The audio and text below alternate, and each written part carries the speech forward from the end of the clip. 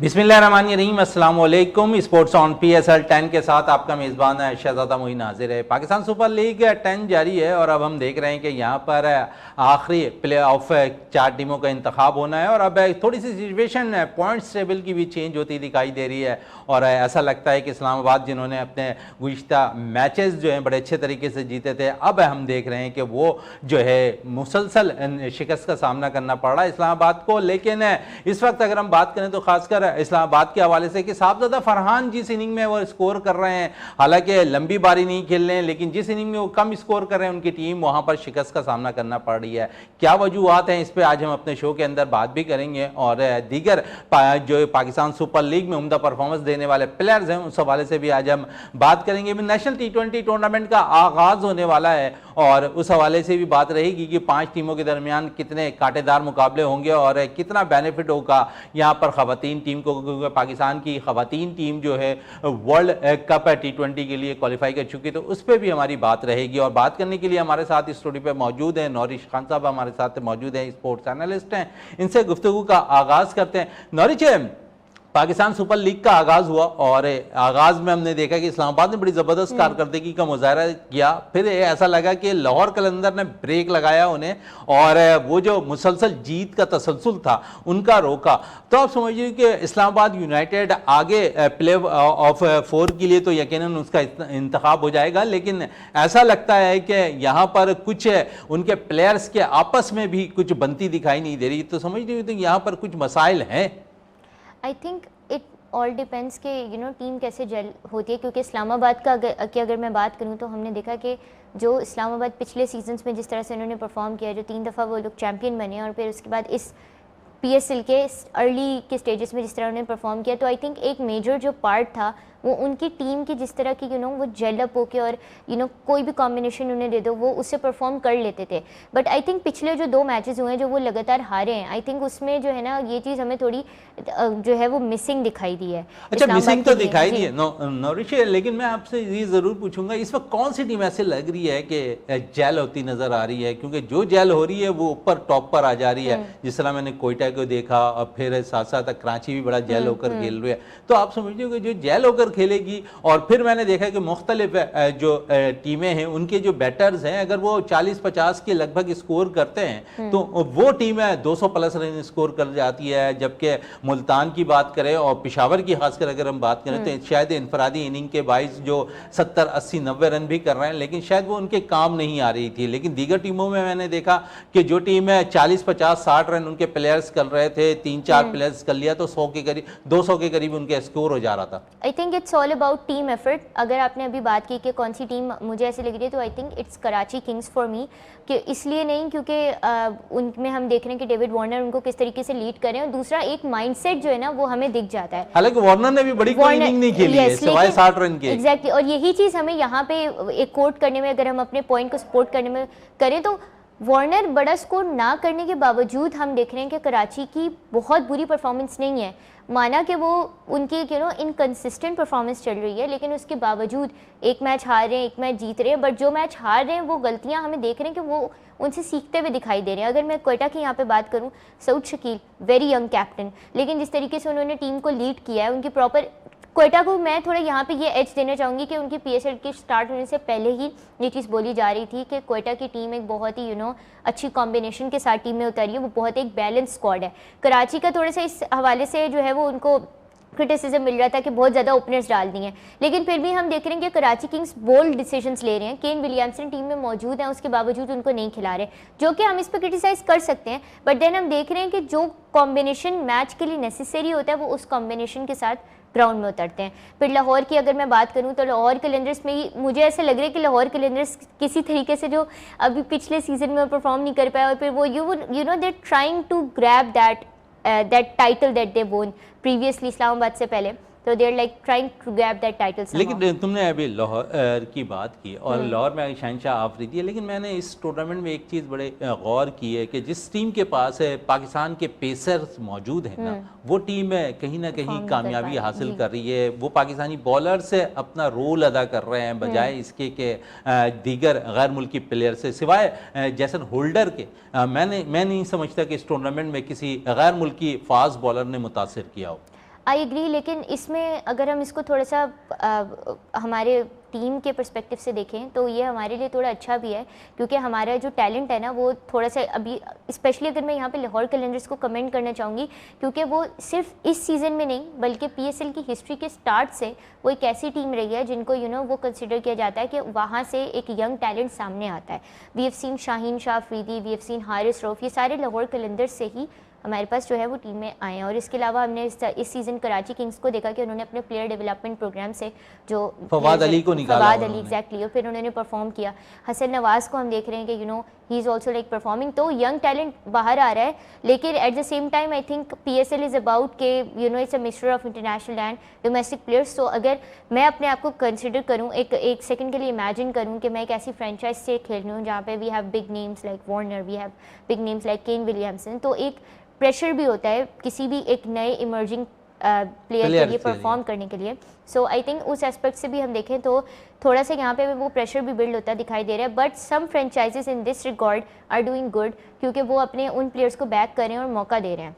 चले मौका दे रहे हैं और मौका देना यकीनन चाहिए भी, लेकिन माजी के मुकाबले में अगर हम देखें ना तो इस पाकिस्तान सुपर लीग 10 में हमें कुछ ऐसे नौजवान और इमर्जिंग प्लेयर नज़र नहीं आ रहे जो माजी में हमें जिस तरह अच्छे मिल जाया करते थे, और जो पूरे ओवरऑल टूर्नामेंट में हम उन्हीं प्लेयर्स की बात कर रहे होते थे कि ठीक है अगर हारिस रऊफ इस टूर्नामेंट में अच्छा बॉल कर रहा है तो वो पाकिस्तान टीम में सेलेक्ट होना चाहिए। और लेकिन यहाँ पर हम देख रहे हैं कि अब तक ऐसा कोई बॉलर या बैटर नज़र नहीं आया है कि जिस पे हम रिलाइव कर सके कि ये पाकिस्तान को नेशनल टीम की नुमाइंदगी फौरी करने की एहलियत रखे। जी मैं यहाँ पे एक चीज़ और ऐड करना चाहूँगी। आपने मेंशन किया ना कि हमारे बॉलर्स हमारे पास बहुत ज़्यादा आ रहे हैं, तो पाकिस्तान सुपर लीग के हवाले से ना उसकी एक आई वुड से एक इम्प्रेशन बना हुआ है कि पीएसएल से हमें बॉलर्स तो बहुत मिल जाते हैं, but I am not sure कि हमें पीएसएल से अच्छे बैटर्स हमारी टीम के लिए सदाकत एक अच्छा बैटर निकला और बड़ी अच्छी बैटिंग की, 33 पे 55 की बारी खेल कर गए इस सीजन में आने लगे हैं। बट अगर मैं पिछले की बात करूं हिस्ट्री में तो हमें बॉलर्स ज़्यादा नजर आए हैं, और इस सीजन में बिल्कुल ऐसे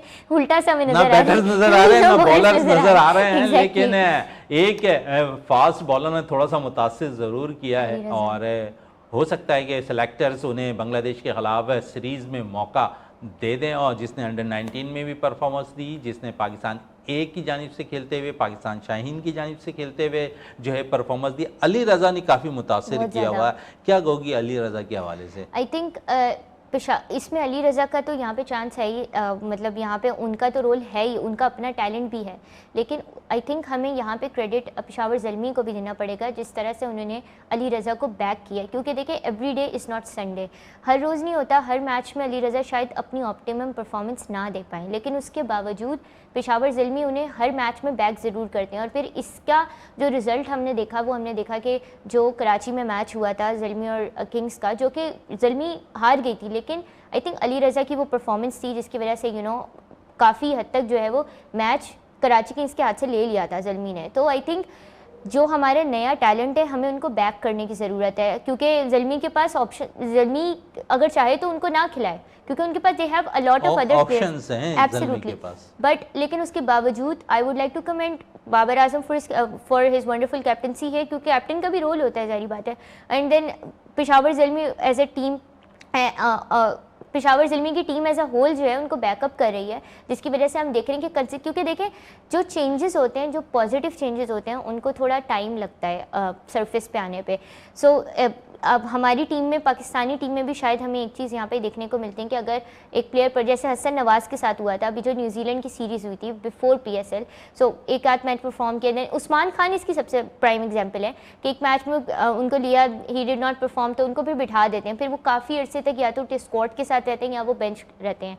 बट हमने देखा कि ज़ल्मी ने अली रज़ा को बैक किया और उसके हमें देख रहे हैं आपका यहाँ परफॉर्मेंस नज़र आ रही है अली रज़ा की, और यकीनन जब किसी को आप प्रॉपर मौका देंगे ना तो वो परफॉर्मेंस निखर कर भी सामने आती है और टीम के लिए वो परफॉर्म भी कर रहा होता है। यही कुछ हमने देखा कि अली रज़ा ने किया, और अपनी परफॉर्मेंस की बेस पे जो है पेशावर ज़ल्मी में धाक बैठाई हुई है, और दीगर टीमों पर भी अगर हम देखें तो अच्छी परफॉर्मेंस का मुजाहरा करते हुए दिखाई दे रहे हैं। इस वक्त मुझे ब्रेक के लिए कहा जा रहा है, ब्रेक से वापस आते हैं तो गुफ्तगू को मज़ीद जारी रखते हैं।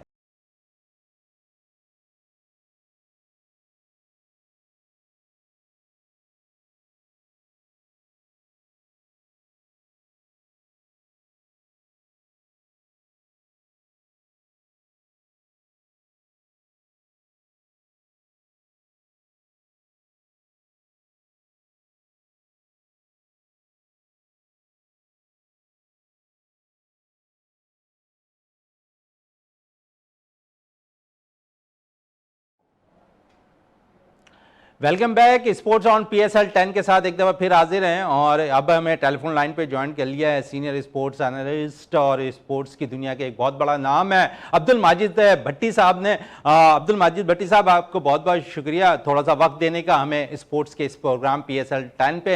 अब्दुल माजिद भट्टी साहब, पाकिस्तान सुपर लीग खेली जा रही है और अब क्योंकि टॉप पर पोजीशन पर अगर हम देखें तो इस्लामाबाद यूनाइटेड मौजूद है, लेकिन उसका ग्राफ अब पिछले मैचेस में हमने देखा थोड़ा सा गिरता दिखाई दिया। क्या वजूहत हैं या टीम एक दफा फिर उनकी जेल नजर नहीं आ रही है? क्योंकि हम देख रहे हैं कि यहां पर 3 टीमें ऐसी हैं जिसका जो है जेल होता हुआ आखिरी लम्हात में नजर आ रहा है। कोयटे की अगर बात करें तो वो बड़े जेल होकर खेल लिए, कराची की बात करें वो बड़ा जेल होकर खेल लिया, और उसके साथ साथ लाहौर कलंदर्स। और जिस टीम का ग्राफ अगर नीचे जा रहा है ना, तो वो आहिस्ता आहिस्ता ऐसा लग रहा है कि इस्लामाबाद यूनाइटेड का गिरता जा रहा है। देखिए, सबसे पहले तो जनाजा मोइन साहब, आपका बहुत बहुत शुक्रिया और माजरत के आप 2-3 बार पहले भी रब्ता करने की कोशिश की, कुछ मेरी आप मसरूफियत रही, फिर कुछ मिसअंडरस्टैंडिंग हो सकी तो आपसे रब्ता नहीं हो सका। लेकिन जो आपका सवाल है रिगार्डिंग इस्लामाबाद यूनाइटेड, मेरे ख्याल में जब 5 मैच इस्लामाबाद यूनाइटेड ने जीते और उसके बाद जो 1 हफ्ते का गैप आया ना, उस गैप में लग ऐसा रहा कि बहुत ज्यादा रिलैक्स कर गए इस्लामाबाद यूनाइटेड के प्लेयर। फिर लाहौर कलंदर्स के खिलाफ जब उनकी टीम उतरी तो उसमें उन्होंने अपने 5 मेन प्लेयर्स को रेस्ट करवा दिया। मेरे ख्याल में वहीं से उनका मोमेंटम जो था वो टूटा और पहले लाहौर कलंदर्स ने हराया, कल रात हमने देखा कि पेशावर ज़ल्मी ने। लेकिन जो कल मुझे एक बहुत अच्छी चीज नजर आई, पेशावर ज़ल्मी के जो बैट्समैन थे, लेफ्ट हैंडर हैं मार्स सदाकत, उन्होंने डेब्यू मैच में जिस कॉन्फिडेंस के साथ बैटिंग कर रहे थे, मेरे ख्याल में ये पाकिस्तान क्रिकेट के लिए अच्छा साइन है कि यंगस्टर जो है वो ऊपर आ रहे हैं। लेकिन मुझे लग रहा है कि शायद अब वो जो तसलसल टूटा है इस्लामाबाद यूनाइटेड का, अब ऐसा ना हो कि इस्लामाबाद यूनाइटेड जो है वो अपनी नंबर 1 पोजीशन बरकरार रखने में कामयाब ना हो सके, क्योंकि अगर वो 1 और 2 पर ना रही, 3 और 4 पे आई, प्ले ऑफ तो खेल जाएगी। लेकिन उसके बाद उसको 3 और 4 के पास एक एक चांस होता है। अगर वो जीत गए तो ठीक है, हार गए तो बाहर हो जाएंगे। मेरे ख्याल में अब उनका टारगेट होगा वो यही होगा कि किसी तरीके से 1 और 2 पर आ सकें। लेकिन मुझे लग रहा है कि पेशावर ज़ल्मी जिस तरह कल रात खेली है, पेशावर ज़ल्मी या तो प्ले ऑफ में जाएगी, अगर नहीं भी गई तो पार्टी स्पॉइलर होगी, दूसरी टीमों को मुश्किल में डालेगी। अच्छा माजिद भट्टी साहब, मुश्किलात में डालती दिखाई देगी, लेकिन इससे टूर्नामेंट में, क्योंकि अगर हम बात करें मुल्तान सुल्तान की टीम के हवाले से, तो 2021 से बड़े अच्छा परफॉर्म करती आई है और 2025 के पाकिस्तान सुपर लीग 10 में जिसकी क़यादत है मोहम्मद रिजवान, जो वनडे के कप्तान है पाकिस्तानी टीम के, वो क़यादत कर रहे हैं। लेकिन कोई परफॉर्मेंस खास नहीं लगी। आप एज ए सीनियर क्या समझते हैं, क्या कमी नजर आई इस वक्त मुल्तान सुल्तान की टीम के अंदर? ये फ्रेंचाइज क्रिकेट शहजादा मोइन भाई ऐसी क्रिकेट है कि इसमें जब आप ड्राफ्ट में बैठते हैं ना, तो आपको प्लेयर सिलेक्ट करते हुए बैलेंस रखना चाहिए। ये जब मोहम्मद रिजवान 2 दिन पहले जब टूर्नामेंट से आउट हुई मुल्तान सुल्तान की टीम, मोहम्मद रिजवान ने भी कुछ शिकवा किया प्लेयर सिलेक्शन के हवाले से। तो मेरे ख्याल में उन्होंने टीम अच्छी सिलेक्ट नहीं की थी। फिर जिन लोगों पे उन्होंने रिलाई किया, जब उनके किसी भी टीम के टॉप 4 आप देखें ना, 235 रन गालिबन पहले मैच में मुल्तान सुल्तान से बनाए, वो चेज हो गए। बॉलर 235 रन भी डिफेंड नहीं कर सके। तो मेरे ख्याल में मुल्तान सुल्तान की टीम इस बार शायद इतनी अच्छी टीम नहीं थी। अच्छा, टीम अच्छी नहीं थी, यहाँ पर आप अब्दुल माजिद भट्टी साहब कह रहे हैं, तो आप समझते हैं कि अब्बास आफरीदी और यहाँ पर खुशदिल शाह 2 ऐसे प्लेयर्स थे जो मुल्तान की नुमाइंदगी करते थे, अब वो कराची किंग्स से खेल रहे हैं, तो यहाँ उन्होंने परफॉर्मेंस देनी शुरू कर दी है। और ये बेस जो मैं अगर थोड़ा सा फॉलो करूँ तो इस पे यहाँ पर देखिए, ये बिल्कुल आप सही कह रहे हैं कि वहां से जाके उन्होंने परफॉर्म करना शुरू कर दिया। हसन अली देख लेना, हसन अली ने बहुत सारे साल पेशावर ज़ल्मी के साथ गुजारे, लेकिन बाद में उनकी परफॉर्मेंस में थोड़ा सा डिक्लाइन आया। उसके बाद पेशावर ज़ल्मी ने उनको छोड़ा, कराची किंग्स ने लिया, अब वो कराची किंग्स के लिए मैच विनर बन रहे हैं। तो फ्रेंचाइज क्रिकेट में ये भी होता है कि कई बार आप जिन प्लेयर्स पर ट्रस्ट कर रहे होते हैं वो प्लेयर आपको लेट डाउन कर देते हैं। कई बार out of the box player जाके ऐसी परफॉर्मेंस देते हैं कि सबको हैरान कर देते हैं। मेरे ख्याल में मुल्तान सुल्तान का इस बार जो सबसे ज्यादा अलमिया रहा वो एक तो मोहम्मद रिजवान ने टॉप किया, उन्होंने एक सेंचुरी भी बनाई, लेकिन वो मैच विनिंग परफॉर्मेंस भी आ रहे थे। फिर उस्मान खान, उनकी परफॉर्मेंस भी अच्छी नहीं थी। मोहम्मद हारिस, उनको प्रमोट किया गया, उनकी पोजीशन चेंज की गई।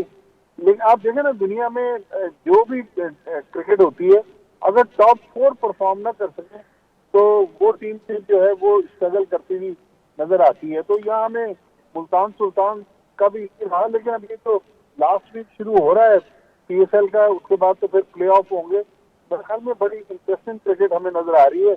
मुझे लग रहा है कि टीमों की पोजीशन जो इस वक्त हमें नजर आ रही है, लाहौर कलंदर, कोयटा ग्लैडिएटर्स, कराची किंग्स और इस्लामाबाद यूनाइटेड, इनके लिए अच्छा, जो बीच आप में थोड़ी सी पेशावर पे अगर हम बात कर लें तो आखिरी 2 मैचेस पेशावर ज़ल्मी ने बड़े अच्छे खेले हैं और खुद कप्तान लास्ट इनिंग अगर हम देख लें तो कप्तान की भी अच्छी रही है कुछ, क्योंकि नौजवान प्लेयर्स और उभरते हुए मास सदाकत ने उनका भरपूर तौर पर साथ दिया। प्रेशर में ज़रूर आ गई थी टीम, लेकिन दोनों की पार्टनरशिप जो 104 रन की लगी उसने कामयाबी दिला दी। तो क्या कहेंगे यहाँ पर बाबर नौजवान प्लेयर्स को कितना गाइड करते हुए नजर आए?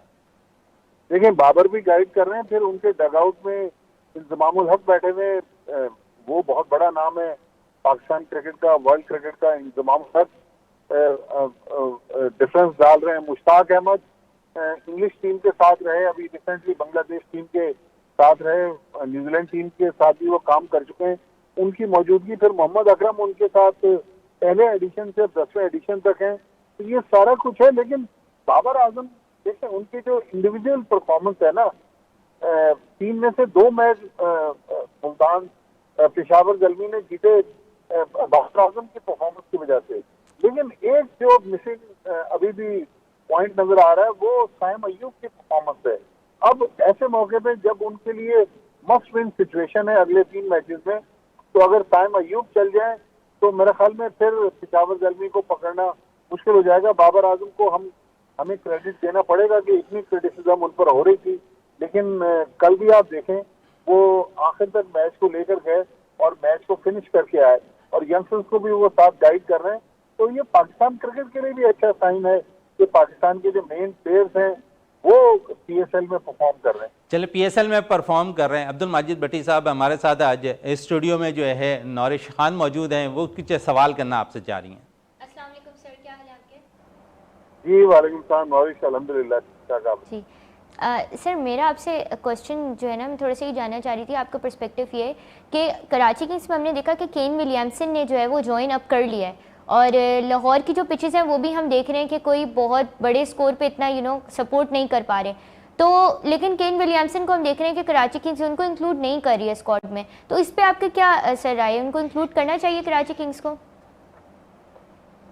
देखिए, कराची किंग्स जो है वो मेरे ख्याल में अच्छी शेप में नजर आ रही है। उन्होंने डेविड वार्नर को दिया, डेविड वार्नर को कप्तानी भी दे दी, लेकिन मेरे ख्याल में ये रिटायर्ड प्लेयरों पर बहुत ज्यादा रिलाई करना ये भी अच्छा नहीं है। लेकिन मुझे लग रहा है कि कराची किंग्स जो है वो भी एक कंप्लीट पैकेज है। कराची किंग्स भी इस टूर्नामेंट में अगर 2-3 चैंपियन टीमों की हम बात करें तो कराची किंग्स भी अच्छी शेप में नजर आ रही है। और कराची किंग्स के आप देखें कि फॉरेन इंटरनेशनल सारे प्लेयर जो हैं वो कहीं ना कहीं स्कोर कर रहे हैं। लेकिन अभी जो थोड़ी देर पहले हम मुल्तान सुल्तान की बात कर रहे थे, तो कल मैंने किसी का ट्वीट पढ़ा कि मुल्तान सुल्तान को जो लेट डाउन किया वो फॉरेन प्लेयर्स ने किया। और कराची किंग्स में आप देखें कि डेविड वार्नर पिछले मैच में उन्होंने स्कोर किया, तो कराची किंग्स इस बार बेहतर टीम हमें नजर आ रही है पिछले साल के मुकाबले में। मुझे लग रहा है कि अभी बड़ी इंटरेस्टिंग क्रिकेट होने वाली है। बहुत सारे जो हमारे तजजियाकार हैं, हमारे क्रिटिक्स हैं, वो जो इस वक्त प्रिडिक्शन कर रहे हैं, मुझे लग रहा है कि नीचे वाली टीमें कहीं ऊपर न चली जाए। बड़ी अच्छी बात है कही आपने, नौरिश ने अच्छा ही सवाल किया आपसे। लेकिन मैं थोड़ी सी बात करना चाह रहा था साइम अयूब के हवाले से। अब्दुल माजिद भट्टी साहब, और साइम इंजरी से निजात पाई उन्होंने और काफ़ी अरसे के बाद वो टीम में शामिल हुआ और यहाँ पर जो पेशावर ज़ल्मी की नुमाइंदगी कर रहे हैं। क्या ये बेहतर नहीं होता, क्योंकि पाकिस्तान क्रिकेट टीम के लिए वो बड़ा असासा है पाकिस्तान टीम के T20 के। पाकिस्तान ने 2 बड़े इवेंट्स खेलने हैं, T20 एशिया कप खेलना है, फिर वर्ल्ड कप खेलना है। आप समझते हैं पैसे की चमक धमक के बेस पे शायद ऐसा लगा कि यहाँ पर साइम जल्दी खेल गए, या पाकिस्तान क्रिकेट बोर्ड को थोड़ा सा और रेस्ट कराना था? नहीं, मेरा ख्याल वो खेले तो ठीक है, लेकिन पाकिस्तान क्रिकेट बोर्ड ने उनको जो 5 स्टार लग्जरी दी है ना, जिस तरह साइम अयूब को 3 महीने 5 स्टार होटलों में लंदन में रखा और फिर हम उनको सोशल मीडिया पे देखते रहे, वो कभी एक फंक्शन में नजर आ रहे हैं, कभी दूसरे में नजर आ रहे हैं। देखिए कि 22-23 साल की शहजादा मोइन साहब ऐसी उम्र होती है, इस उम्र में बच्चों पर माँ बाप जो है ना, मैं भी एक बेटे का बाप हूँ, तो माँ बाप को भी जरा नजर रखनी पड़ती है। हमने साइम अयूब को, ठीक है वो उभरता हुआ स्टार था, हमने पाकिस्तान क्रिकेट बोर्ड ने उस पर बहुत ज्यादा इन्वेस्टमेंट की, लेकिन शायद वो लंदन में उन्होंने जितना टाइम गुजारा वो रिलैक्स कर गए, वो अपनी क्रिकेट पे फोकस नहीं कर सके। लेकिन ठीक है, प्लेयर्स के कैरियर में ये इस तरह के चांसेस आते हैं। आई होप कि साइम अयूब जल्दी से इस बुरे टाइम से निकलेंगे और अपनी क्रिकेट पे फोकस करेंगे, क्योंकि एक वक्त में तो जब कैरियर के स्टार्ट में आप परफॉर्म कर रहे होते हैं तो आपको भी नहीं पता होता कि आपसे क्या एक्सपेक्टेशन है और आप क्या कर रहे हैं। लेकिन जब आपसे एक्सपेक्टेशन बढ़ जाती है, आपका नाम बहुत बन जाता है, मीडिया आपसे बहुत ज़्यादा डिस्कशन करता है, वहीं प्लेयर जो है वो प्रेशर में आता है। ये रिसेंटली हमने उस्मान खान केस में भी ये देखा कि उस्मान खान पहले तो धड़ाधड़ PSL की पास 100 कर गए, बहुत स्कोर कर रहे थे, लेकिन जब बहुत ज़्यादा उस्मान खान डिस्कस होने लगे, UAE ने बैन कर दिया, पाकिस्तान क्रिकेट बोर्ड ने दस्ते शफकत उस पर रख दिया, वो पाकिस्तान टीम में आया। अब पाकिस्तान टीम के लिए जब परफॉर्म करना था, फिर हमें वो उस्मान खान नजर आया। तो मुझे तो साइम अयूब का भी वो केस नजर आ रहा है, लेकिन उम्मीद यही है कि जाहिर है कि मेंटल गेम भी है, कोचिंग को, प्लेयर्स को रिलैक्स रख के दोबारा फॉर्म में लाने के लिए कोशिशें करनी होती है।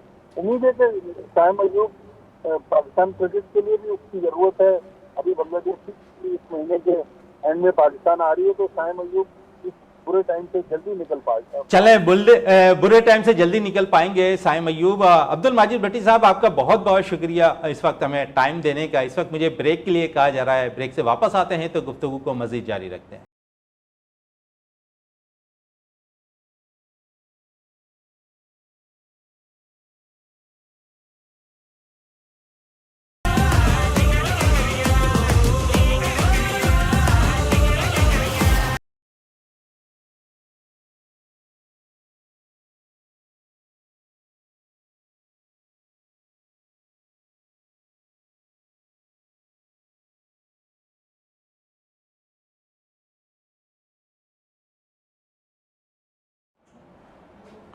Welcome back. Sports on PSL 10 के साथ एक दफ़ा फिर हाजिर हैं और वक्फे से कबल हमारे साथ senior sports journalist Abdul Majid Bhatti साहब टेलीफोन लाइन पे मौजूद थे और वो नौजवान खिलाड़ियों के हवाले से बात कर रहे थे कि पाकिस्तान सुपर लीग के अंदर मास सदाकत जो एक प्लेयर अभी करंटली उसने बड़ी ज़बरदस्त परफॉर्मेंस दी है, तो उस हवाले से बात कर रहे थे कि पेशावर ज़ल्मी की एक स्टार नज़र आ रहा है जो पाकिस्तान के लिए भी फ्यूचर में बनता दिखाई देगा। तो माजिद भट्टी साहब काफ़ी गहरी निगाहें रखती हैं नौरिश, और अगर हम इस पे बात करें तो उन्होंने अपनी आंखों से कई क्रिकेटर्स बनते देखे हैं, कई क्रिकेटर्स को उन्होंने बड़ा फॉलो किया है। एक उनकी आंखों में कुछ झलक है तो उन्होंने माज सदाकत के हवाले से बात कही कि माज एक फ्यूचर स्टार बन सकता है पाकिस्तान का।